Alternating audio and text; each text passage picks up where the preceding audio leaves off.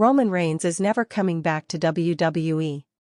Yeah, that was what everyone thought. Roman Reigns is back, and he's done playing nice. Monday Night Raw just got wrecked. Out of nowhere, the Tribal Chief stormed the ring like a hurricane with one mission: obliterate Seth Rollins and Paul Heyman's new power circle. No warnings. No alliances. Just violence. Rollins never saw it coming. Heyman? Frozen. And his new faction? Flattened, one by one. In a display of dominance we haven't seen since the peak of the Bloodline. Chairs flew. Tables snapped. The crowd? Unhinged. This wasn't a return. This was a declaration. Roman Reigns is back, and he's done playing nice. No one expected the music to hit. No vignettes aired. No cryptic messages. No camera glitches. Nothing. Just another episode of Monday Night Raw, midway through a promo-heavy third hour, when the lights went low and a single word flashed across the Titantron like a declaration of war: wreck. For a second, the arena froze. The live crowd stood in a kind of stunned, instinctive silence, not confusion, but recognition. And then, chaos. The audience detonated. Phones flew into the air. Security scrambled. Commentary went static. Because Roman Reigns had returned. And not the suit-wearing, contract-signing version. Not the tribal diplomat. This was the Roman Reigns that wrecked everything in sight. The one who stacked Edge and Daniel Bryan like folding chairs. The one who made J.U.S. O'Neil. The one who made the ring feel too small for his fury. And he didn't come back with words. He came back with intent. In under 3 minutes, Seth Rollins was on the mat, wheezing and dazed. Heyman was in a corner, visibly shaking. And what was left of their so-called power circle was scattered like dominoes across the ringside floor, most of them having never been touched by a man that dangerous before, until now. This wasn't just a moment. This was a warning. To understand how seismic this return was, you need context. Roman Reigns wasn't just away. He was gone, the kind of gone that feels permanent. Months of silence. No interviews. No tweets. No dirt sheet scoops. Even Heyman refused to acknowledge his absence. The Tribal Chief had vanished. And wrestling moved on. Seth Rollins, opportunist extraordinaire, saw an opening. Paul Heyman, ever the strategist, played his cards. Together, they built something new, a faction aimed at reclaiming dominance on Monday nights. They spoke about legacy. Power. Control. But they never said his name. And now we know why. Because they knew. They knew that if Roman Reigns ever returned, ever truly returned, it would not be a comeback. It would be a reckoning. Let's call it what it was, a throne snatching. Rollins, Heyman, and their new group of hand-picked enforcers, each plucked from recent NXT and free agent signings, were trying to build a new empire. Brash. Fast. Strategic. Brutal when needed. Seth wore suits again. Heyman whispered into ears again. They operated from backstage like it was a war room. They even started calling themselves the Circle, short for the Circle of Power. Yeah. That's subtle. They talked about crushing complacency. They talked about ending dynasties. They talked about building the future of wrestling. What they didn't talk about. Consequences. And Raw, for weeks, became their sandbox.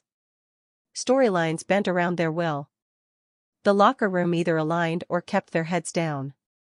It felt like a corporate coup, silent and precise. Until last night. Until the lights went black and one man walked through fire to tear the whole thing apart. The thing that makes this moment matter isn't that Roman Reigns came back. It's how he did it. He didn't show up to cut a promo. He didn't walk down the ramp with a mic and a smirk. He didn't even acknowledge the camera. He stormed the ring with violence on his mind. He used a chair like a scalpel, methodical, deliberate. He targeted the backbone of the faction first, the muscle.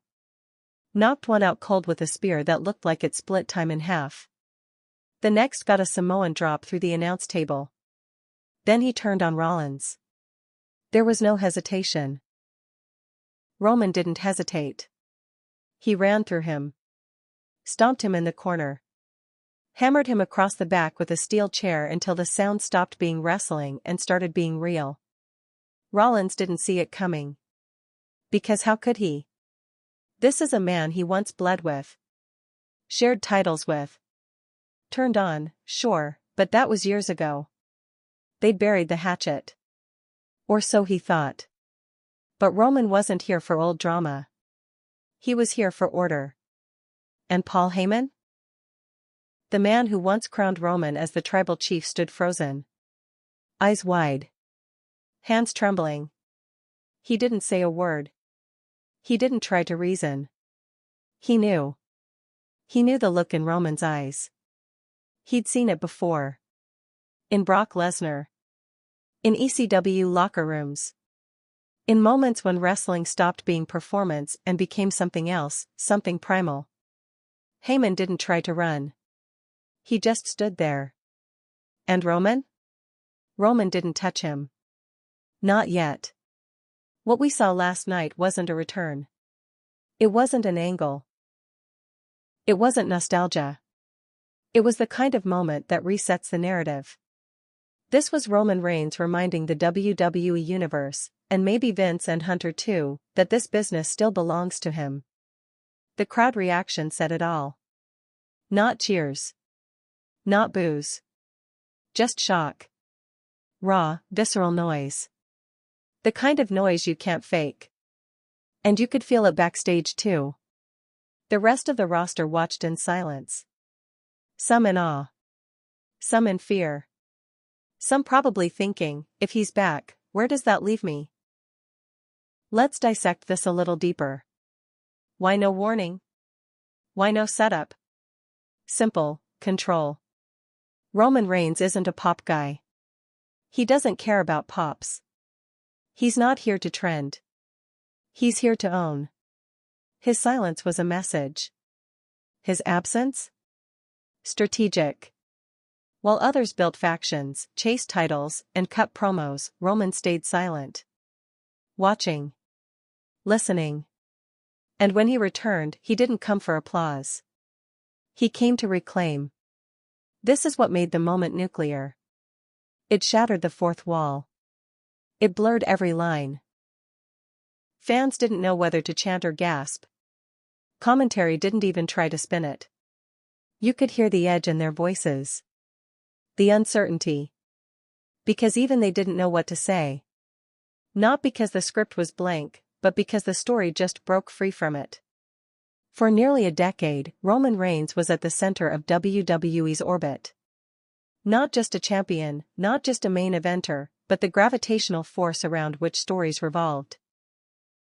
From the Shield's first assault on Raw in 2012 to his coronation as the tribal chief, Reigns wasn't just built up by the machine, he became the machine's defining presence. And then he vanished. The exit didn't happen with fireworks. There wasn't a dramatic heel turn or an ambulance segment. One week he was dominating, the next, gone. WWE issued a single vague announcement about injury recovery and personal leave. No timetable. No farewell. Just silence. In the world of professional wrestling, silence is noise. And Roman's absence echoed louder than any entrance theme. The last time fans saw Roman before his return, he was standing tall after the Bloodline storyline had reached its boiling point. Jay had walked. Jimmy had broken. Solo stood conflicted. Paul Heyman's allegiance seemed shaky at best. Reigns had retained his title at WrestleMania through interference and chaos, but the victory felt hollow. He raised his title, but the audience had stopped acknowledging him. The crowd was growing colder. The story had grown stale. The tribal chief was losing his grip, and maybe he knew it. Then came the unannounced sabbatical. Officially, it was said to be time off. Unofficially, fans speculated everything from injury to creative frustration to burnout. Roman's schedule had already become part-time. His appearances were fewer, his matches more spaced. But this was different. Months passed. Summer came and went. Survivor Series, gone. Royal Rumble, absent. WrestleMania season began and still no Roman. And as the months ticked by, WWE moved forward. Seth Rollins stepped into the spotlight again, claiming the World Heavyweight Championship as a working man's title. Cody Rhodes carried momentum. LA Knight surged with the fans. Judgment Day grew stronger. And Paul Heyman? He stopped talking about Roman altogether. The silence became its own storyline. It's important to understand just how deliberate that silence was. WWE didn't erase Roman's name, but they stopped referencing him actively. The commentary team would occasionally mention him in passing, often using phrases like former undisputed champion or the man who ran the yard. But no feuds tied into him. No tributes, no legacy building, no farewell tours. He wasn't buried. He was put on ice. In his absence, something odd happened. The longer he stayed gone, the bigger he got. His myth grew in the vacuum. Fans began talking about him the way they talk about legends. Not as the guy who'd had a great run, but as a shadow hanging over everything. Like Brock Lesnar before him, Roman had become the ghost at every title table. A looming what if. And it wasn't just the fans. The locker room felt it too. Reports surfaced that certain superstars had begun lobbying creative for the opportunity to be the one to feud with Roman if and when he returned. The tribal chief had become a proving ground. A rite of passage. Beat him, and you validated your run. Survive him, and you belonged at the top. But he wasn't there to be challenged. He was gone. In the real world, Roman was radio silent. No interviews. No promotional appearances. Even his Instagram, usually used for photos with family or endorsements, went dark. It was as if the man himself had disappeared into the woods. No news. No leaks. No sightings. And yet, his presence was still being felt. Every time a new stable formed, fans asked if it could measure up to the Bloodline.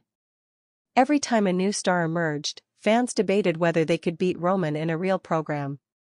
Every time Paul Heyman walked into a ring, people wondered who he was texting backstage. That's the power of a well-built legacy.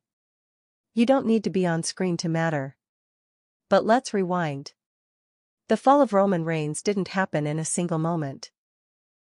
It was a series of cracks spreading across a once indestructible surface. It started with Sami Zayn.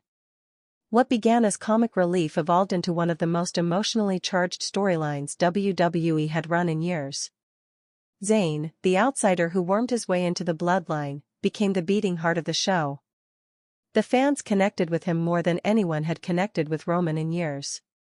The pop when Sami turned on Roman wasn't just a reaction, it was a cultural event. Then came Jey Uso.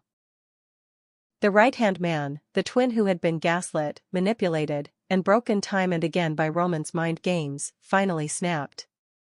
The implosion of the Bloodline wasn't a storyline about titles. It was a family drama, a Shakespearean war waged with steel chairs and low blows. And Roman, to his credit, played his part. He leaned into the villainy. He manipulated. He punished. But for all his strength, the image of invincibility began to fray.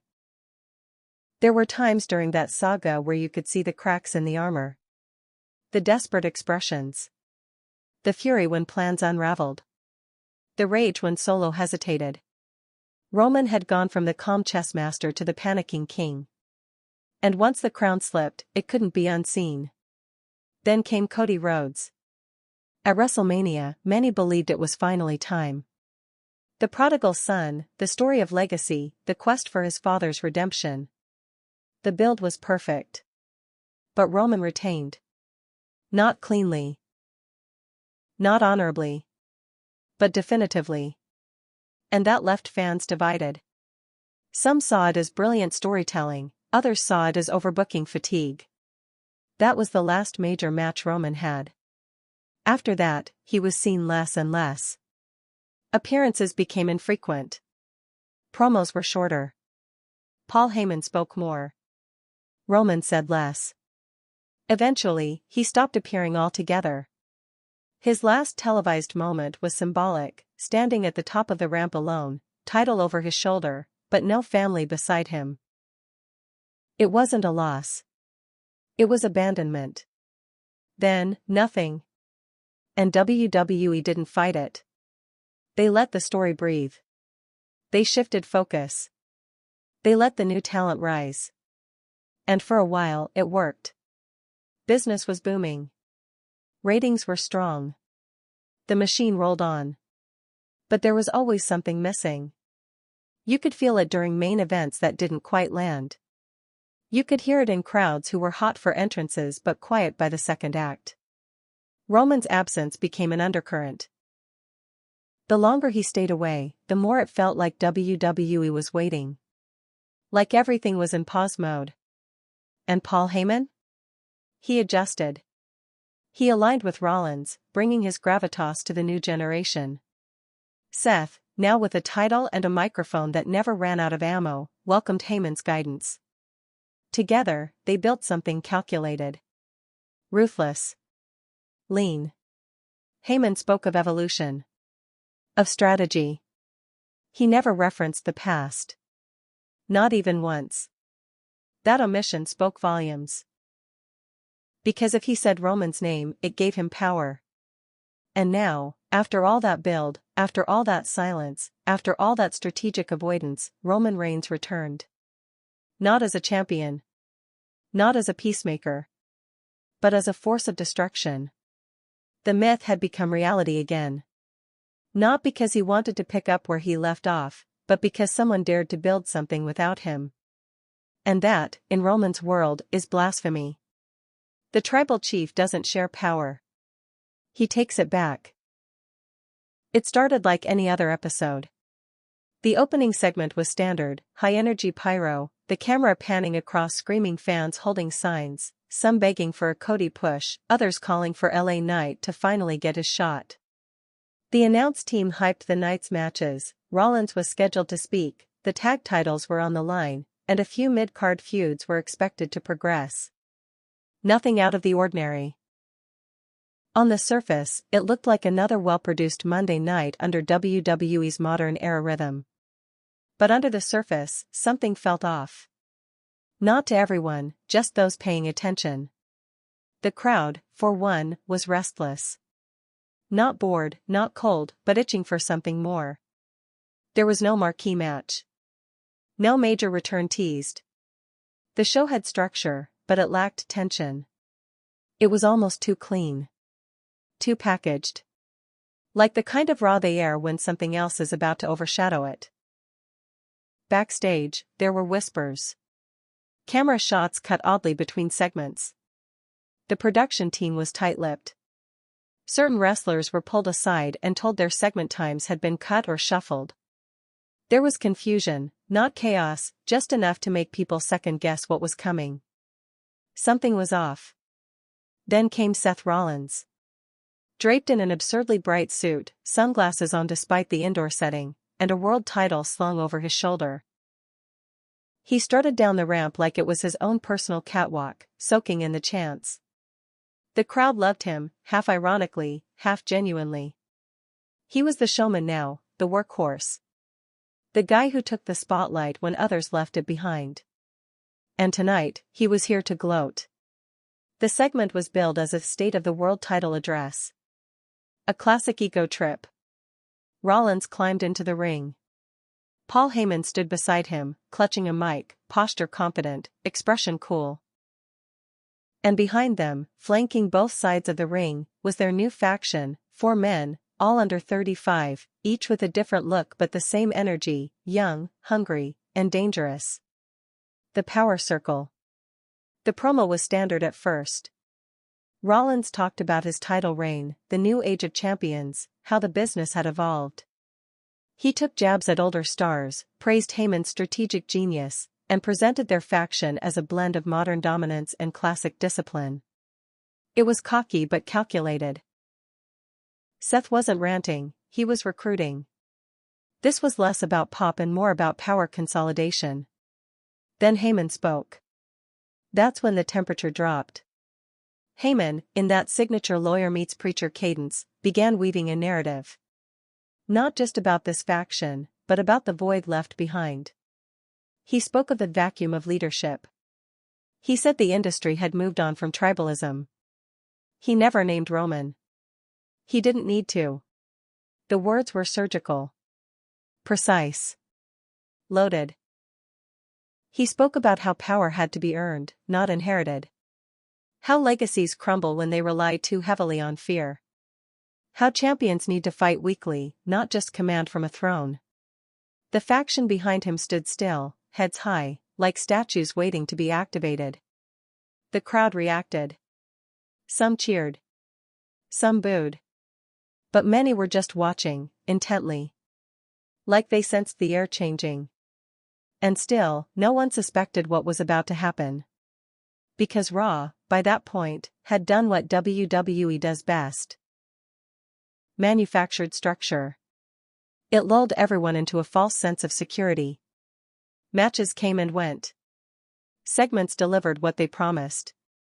Seth and Heyman left the ring with zero interference. Not even a teased challenger. Backstage, the faction moved confidently through the locker room. No one stepped in their way. No one challenged them. The power dynamic had shifted, and everyone accepted it. Until the lights cut out. It was near the end of the third hour. A backstage segment had just ended. A minor feud between mid-card talent. The crowd was coming down from a solid match. Then the screen went black. The arena lights dropped. Not flickered.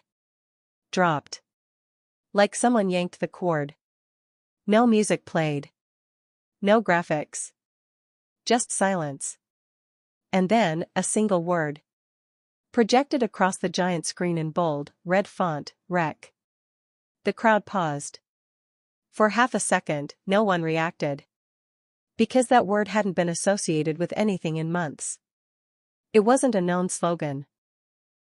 It wasn't tied to any current feud. But some remembered. Some cheered instinctively. Then the music hit. Not the old Shield theme. Not Roman's tribal drumbeat.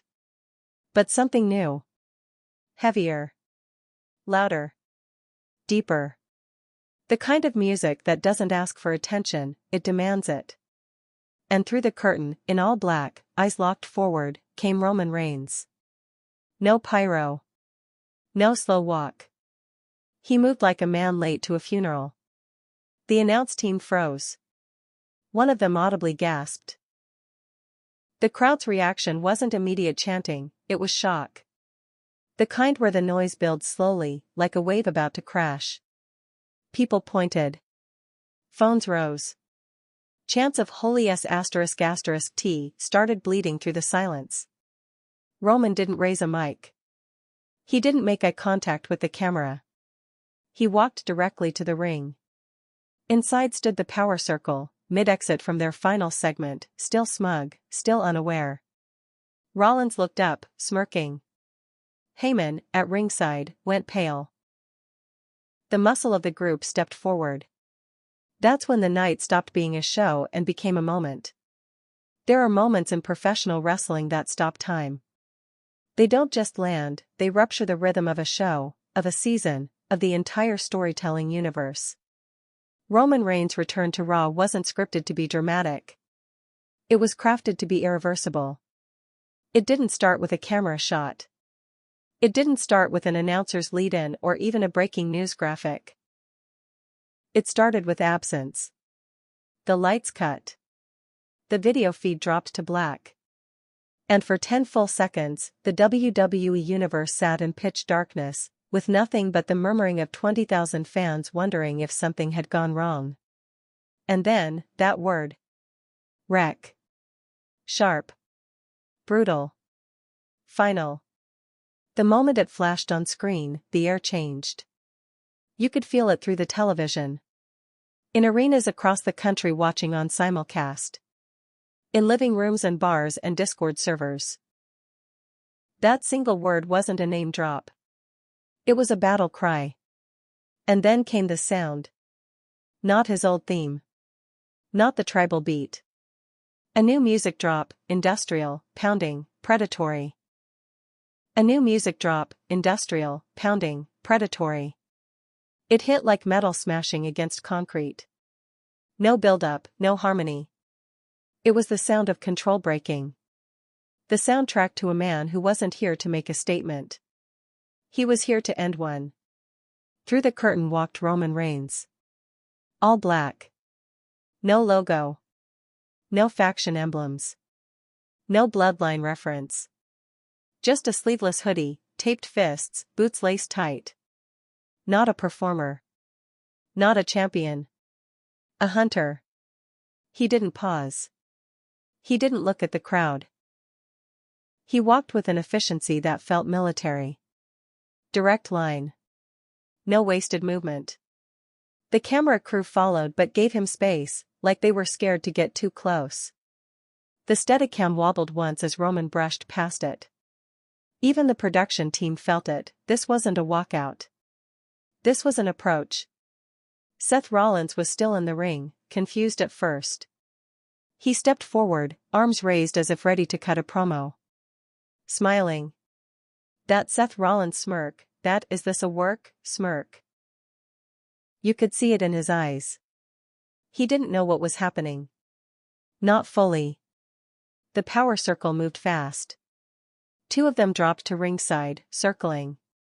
One stepped directly in front of Roman, hands up, shouting, something about respect, about "not your yard anymore."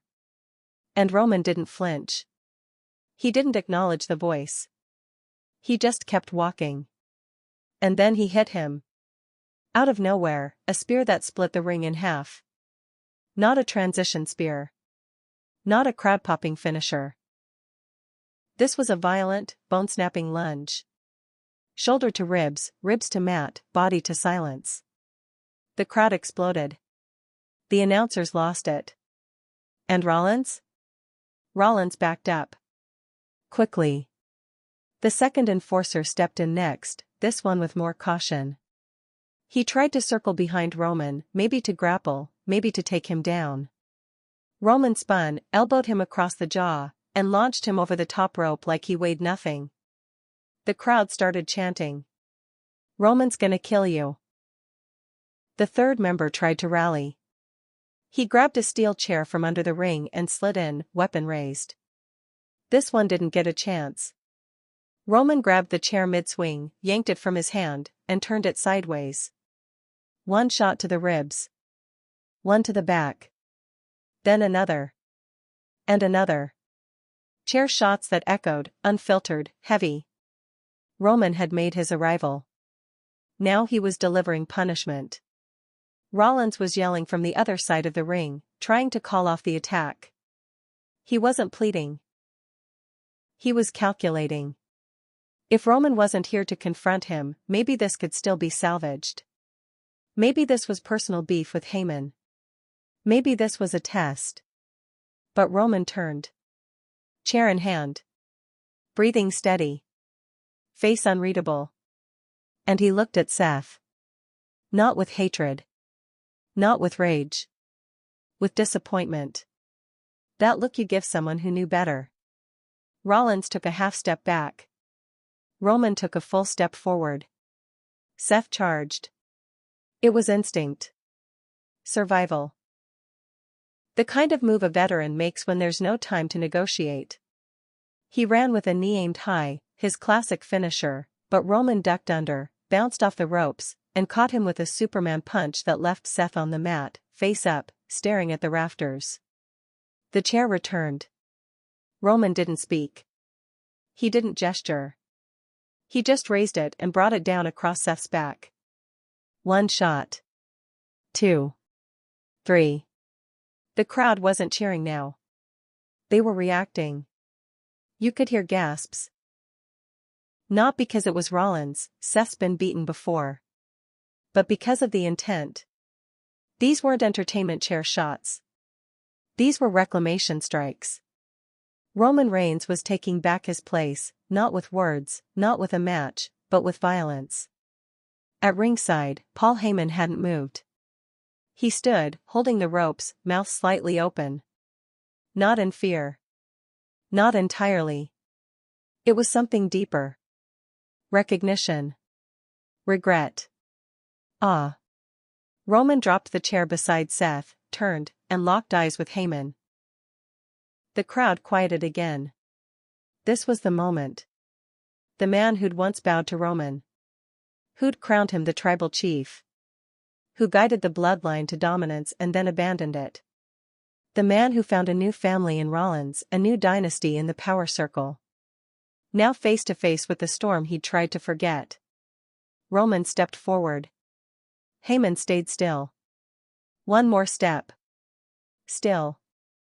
The ring ropes trembled slightly from the residual movement. Roman leaned in, forehead nearly touching Heyman's. The camera zoomed in.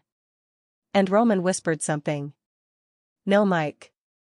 No replay. Just a sentence. Heyman nodded. Not out of agreement. But out of understanding. Roman turned his back on him, stepped back into the ring, lifted the world title belt that had fallen from Rollins' waist, and dropped it on Seth's chest. Message sent. The crowd began to chant his name. The commentators didn't speak. No music played.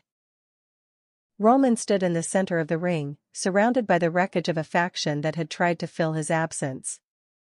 And for the first time in nearly a year, Raw belonged to him again. There's a difference between a match and a message. What happened after Roman Reigns entered the ring wasn't structured like a typical segment. There were no refs, no timekeeper, no bell. No one watching this was waiting for a finish. They were watching to see how far he would go. And Roman did not disappoint. After dropping the World Heavyweight Championship on Seth Rollins' chest like a final nail in a coffin, he didn't exit the ring. He stalked it. Like a wolf circling a torn carcass, taking stock of what still moved and what was already done.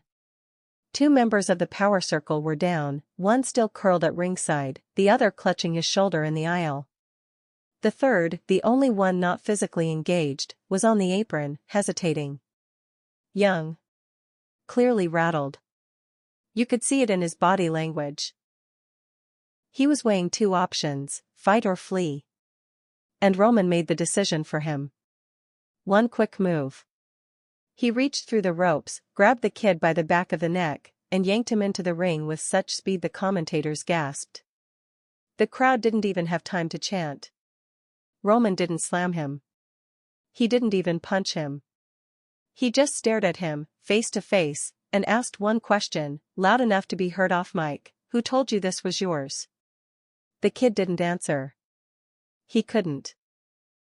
And then the spear. So fast. So precise. It folded him like laundry.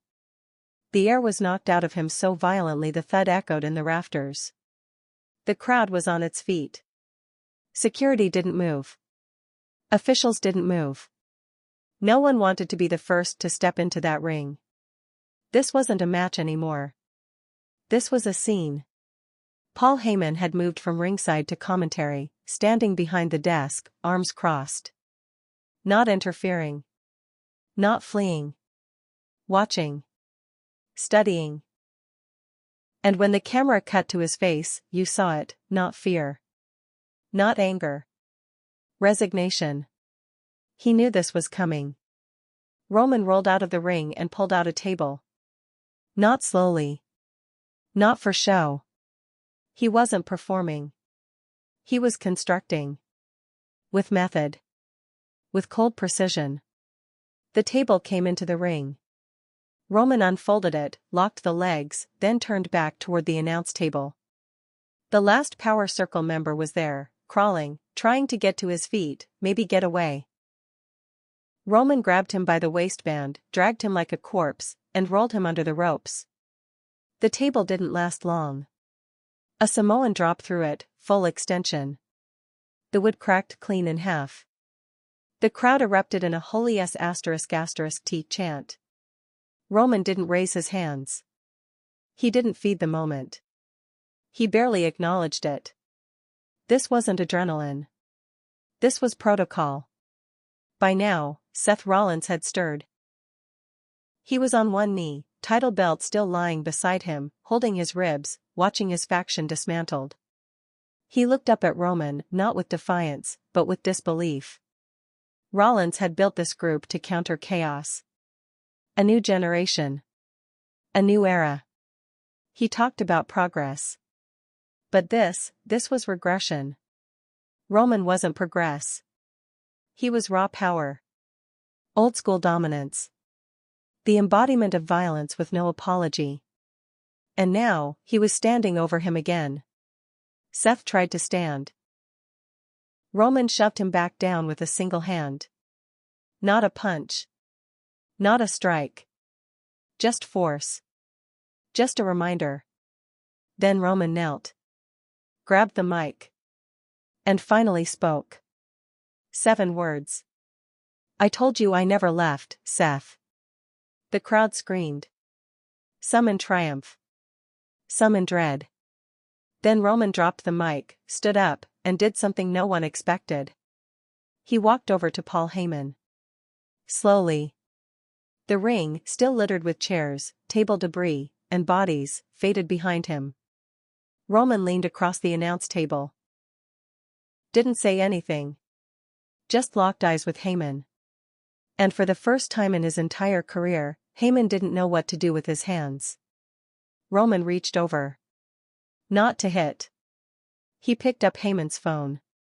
Looked at it. Then dropped it.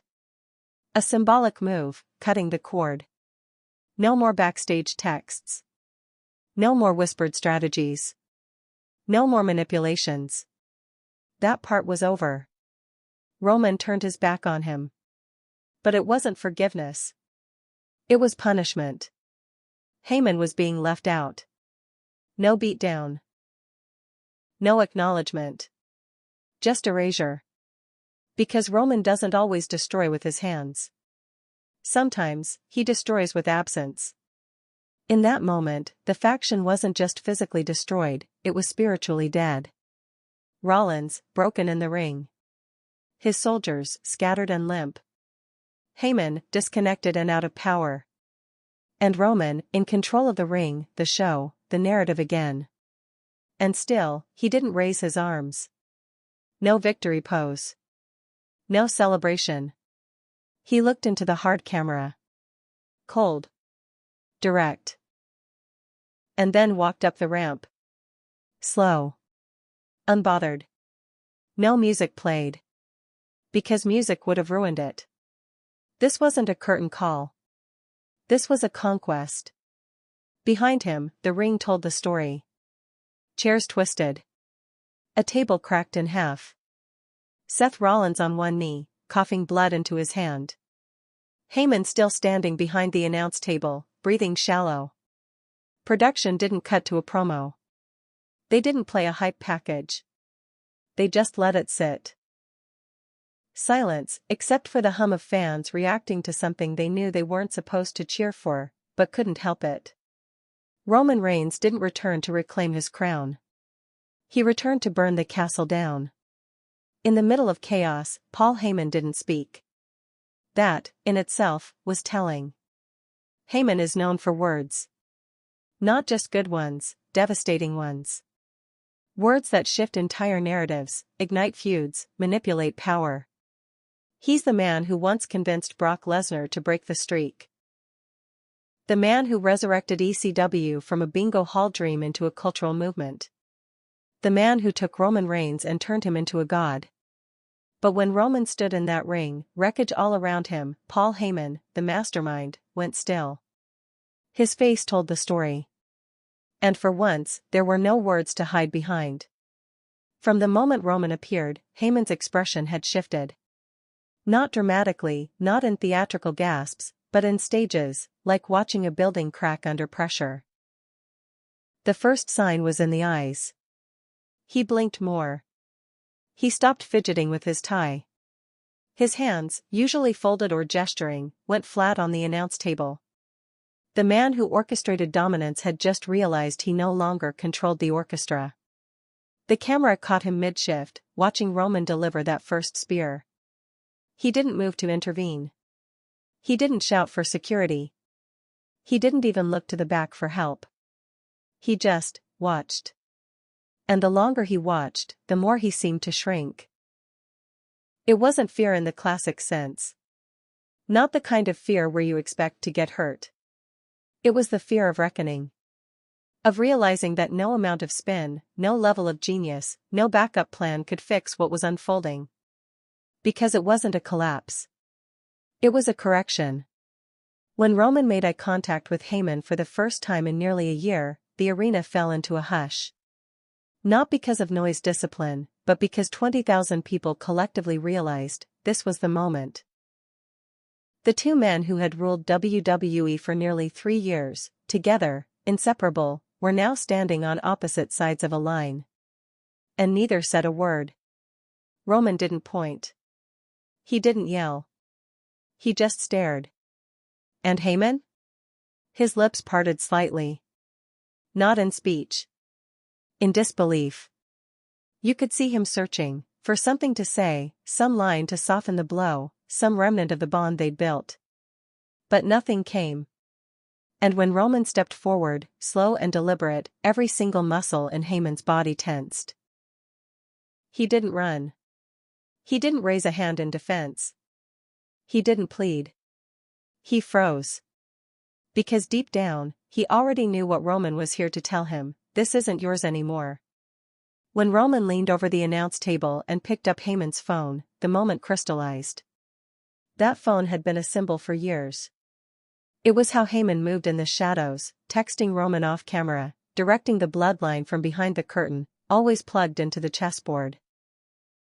When Roman dropped it, he wasn't just breaking the connection. He was breaking the illusion. The illusion that Heyman was still the wise man. Still the advisor. Still part of the empire. He wasn't. Not anymore. And the most brutal part? Roman didn't strike him. Didn't hurt him. Didn't even insult him. He walked away. Because silence was the final sentence. Heyman's face in the aftermath said it all. He didn't cry. He didn't rant. He didn't even sit down. He just stood there, watching Roman disappear up the ramp, his breathing shallow, his eyes wide. He looked lost. Not like a villain who got outsmarted. Like a man who built a kingdom, only to realize the king never needed his counsel in the first place. In that single, devastating non-interaction, Roman Reigns punished Paul Heyman in the worst way possible. He made him irrelevant. The moment Roman Reigns disappeared up the ramp, the world didn't go back to normal. It cracked. WWE didn't fade to black or cue up the usual end-of-show package. The final image was a high-angle shot of the ring, still filled with debris, bodies, and silence. No music. No credits. Just aftermath. That wasn't just a production choice. It was a message. The show didn't end, it was interrupted. The broadcast cut with tension still in the air, like a signal had been lost midstream. And that's when the real show began, off-screen, online, and inside the locker room. Inside the arena. Shock, confusion, and fear backstage was chaotic in a way that felt real. Camera operators scrambled. Road agents looked stunned. Some wrestlers, still waiting for dark matches or interview spots, stood in silence near monitors. It wasn't the usual script wrap. This felt unscripted, even to the people who work inside the machine. Security wasn't rushing Roman. They hadn't even tried. The ones posted by guerrilla position stepped aside as he walked past.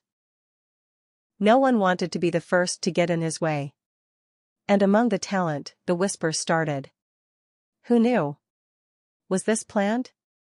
Why didn't anyone tell the locker room? Most returns get teased in whispers. You can hear them coming if you're close enough to the company pulse. But this? This was a vault-level secret. A blackout operation. Some talent admitted they didn't know Roman was even in the building. A few had asked earlier in the night why certain segments were being cut shorter or rearranged. Now they knew. This wasn't creative tweaking. This was an ambush. The Bloodline members, Solo Sikoa and Jimmy USO, weren't present that night. Neither had been advertised. Both were reportedly in contact with the company but had no involvement in the return. Whether that's true or not, it only added to the tension. Was Roman back to rebuild the Bloodline? Was he here to burn it all down, including his past? The locker room didn't have answers. But they had a new problem. The top of the food chain had shifted. Online fallout, a digital earthquake. Social media exploded within seconds. The phrase "Roman is back" hit trending worldwide by the time the broadcast cut. Not just wrestling fans, mainstream audiences. Sports Twitter, MMA communities, even casual entertainment circles started reacting. Roman Reigns wasn't just a WWE character returning from hiatus. He was news. Clips circulated instantly. Camera phone videos from the crowd went viral before WWE's official team even uploaded a thumbnail. Fans captured the entire sequence: Roman's walkout, the spears, the chair shots, the moment with Heyman.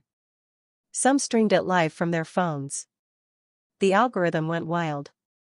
Fan reactions were a blend of shock and euphoria. He just walked in and destroyed everything. Bro, this wasn't a return. It was a hit. Raw just became must-watch again. Within minutes, Reddit threads were stacking up. The Squared Circle subreddit hit its daily post limit in record time. Theories spun out of control. Some believed Roman was back for vengeance. Others said he was being positioned to dismantle every top star until someone new rose from the rubble. A few even speculated that this return signaled a new creative era, one where chaos replaces structure. YouTube creators reacted in real time. Channels that covered wrestling commentary, some with hundreds of thousands of subscribers, went live on camera seconds after Raw ended, some still out of breath. TikTok flooded with clips. The audio from Roman's spear got remixed into sound bites. Memes erupted comparing Roman's return to the Red Wedding from Game of Thrones. And all of this happened within the first hour. By the next morning, the narrative had shifted again.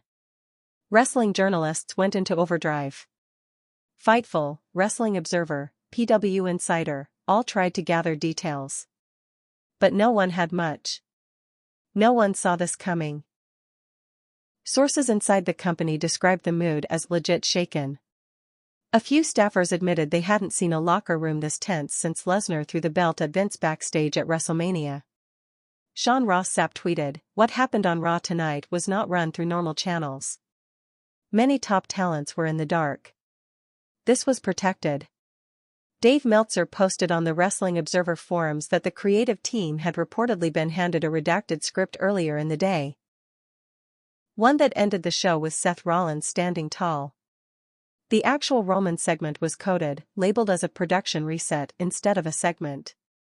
A rare move that meant only top-tier production and executives had access to the real script.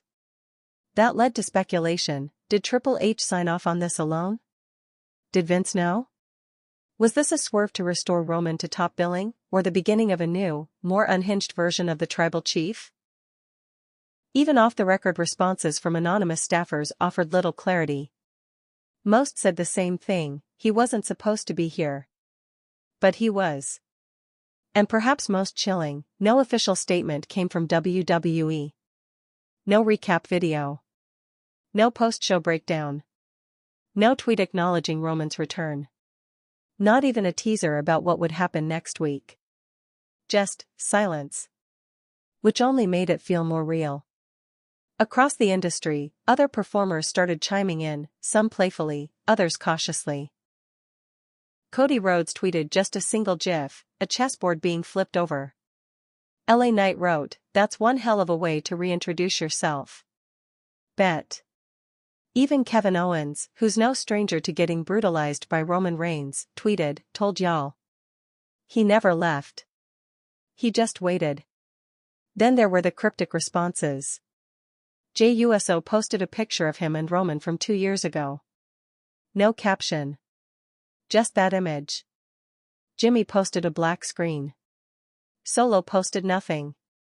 Other companies noticed too. AEW stars were tweeting reactions. Not all in kayfabe either. Wrestling, at its best, breaks its own boundaries, and this moment blurred lines beyond WWE. By morning, WWE had updated its injury report page. All 3 members of the Power Circle were listed as under evaluation. One with a suspected shoulder injury. Another for a possible concussion. Seth Rollins, meanwhile, was described as battered, bruised, and undergoing medical review. That may be storyline. It may not. What's more telling is that none of them posted online. No statements. No social media defenses. No heel bravado.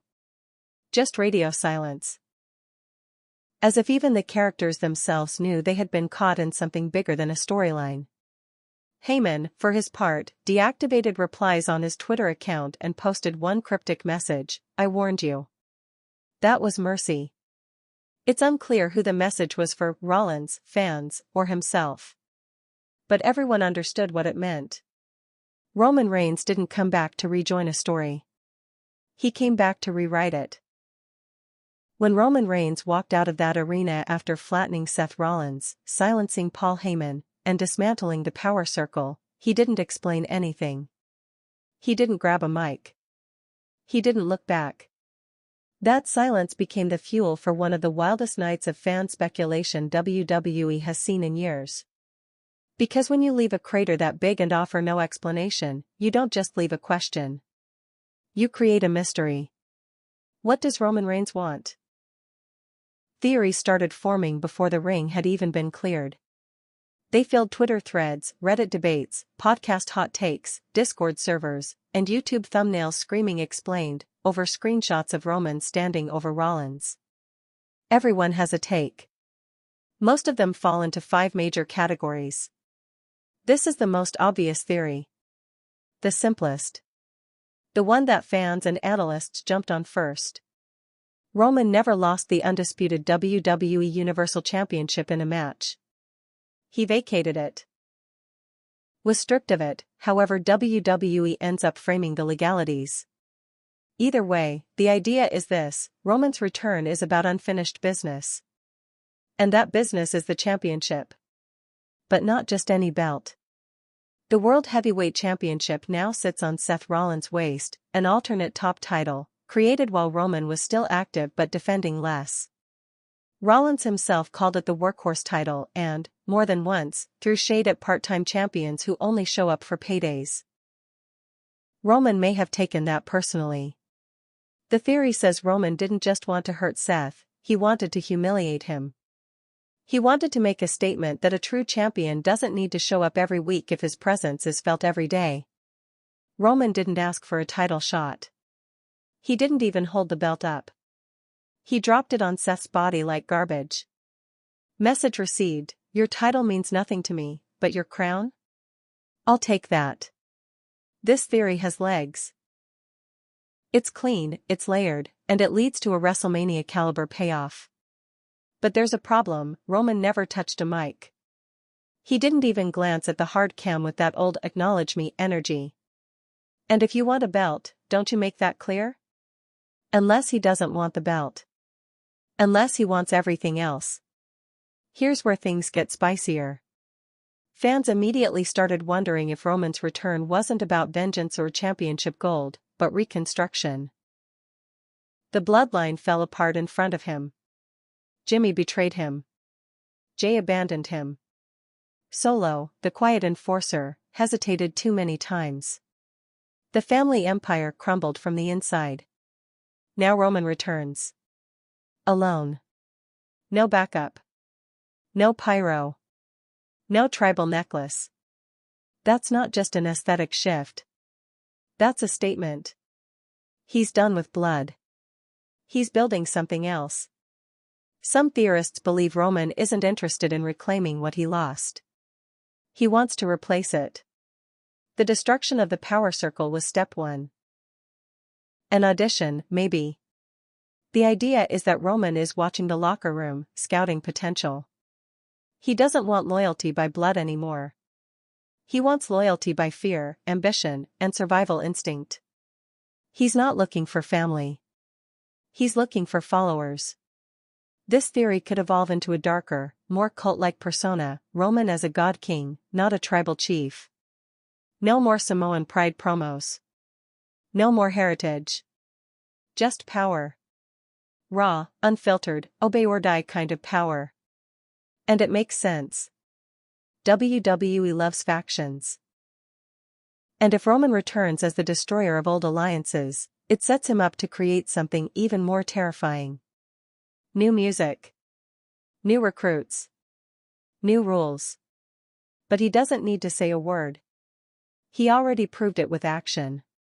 Some fans believe the entire beatdown wasn't about Seth. It wasn't about the belt. It wasn't about a new faction. It was about Heyman. Think about it, Paul Heyman didn't betray Roman in a traditional sense. He didn't stab him in the back on TV. But he did move on. He aligned with Rollins, backed a new power structure, and did so quietly. No big heel turn. No denouncement. Just a subtle erasure of Roman's name from his mouth. Roman's return, then, becomes emotional warfare. He didn't punch Heyman. He didn't yell at him. He did worse, he looked through him. He picked up the phone, the symbol of their connection, and dropped it. Not destroyed. Just discarded. That wasn't mercy. That was disownment. This theory frames Roman as an emperor who saw his most trusted advisor feeding another kingdom. And instead of rage, he responded with something worse, detachment. If this theory holds, then the story isn't about titles. It's about betrayal. About hurt. About a man reclaiming his identity from the mouthpiece who helped create it. And maybe, just maybe, it leads to Heyman being the next target. Not Rollins. Not the power circle. But the brain behind it all. And this time, there will be no escape clause. This is the wild card theory. The tinfoil hat club. But it's got momentum. The idea? Roman didn't return for himself. He returned for someone else. Whether that someone is The Rock, Solo Sikoa, or even a surprise like Jacob Fatu entering WWE, this theory says Roman is no longer the story's protagonist. He's the sledgehammer. A weapon. He's come back to eliminate threats, tear down the status quo, and prepare the company for a major shift. A coronation, a new tribal order, a generational pivot. Supporters of this theory point to Roman's demeanor during his return. No gloating. No speeches. Just action. That's how a soldier moves, not a ruler. The groundwork could lead to something bigger down the line. Roman as the fallen god, paving the road for the next deity. It's risky. But it has long-term potential. This is less storyline, more meta. Some fans believe Roman's return signals a shift in tone for WWE. For the past few years, the product has leaned more PG-friendly, more consistent, less volatile. There's been stability. Clean finishes. Predictable builds. Strong but safe booking. Roman's return felt different. It felt dangerous. The chair shots weren't theatrical. The spears weren't about hype, they were about dominance. There were no comedy segments. No scripted reversals. No babyface comeback. Just pain. This theory says Roman is ushering in a darker era. Not in character design, but in storytelling rules. Where violence matters again. Where threats are real. Where wrestlers get beat down and don't immediately recover in time for a smiling backstage interview. It's not about the belt. It's about rewriting tone. In this theory, Roman isn't chasing gold. He's burning the map. So others can't follow. What if they're all right? The most compelling idea? That every theory is partially true. Maybe Roman wants revenge, power, a new family, and a shift in tone, all at once. Maybe his return isn't about a single goal. Maybe it's about undoing everything that was done in his absence. He didn't leave a void. He left a trap. And now the ones who stepped up, who filled the space, who spoke his name too lightly, they're going to pay for it. Not with title losses. Not with heel turns. With silence. Because Roman Reigns didn't come back to fight for something. He came back to remind everyone, you don't replace a dynasty. You only survive one.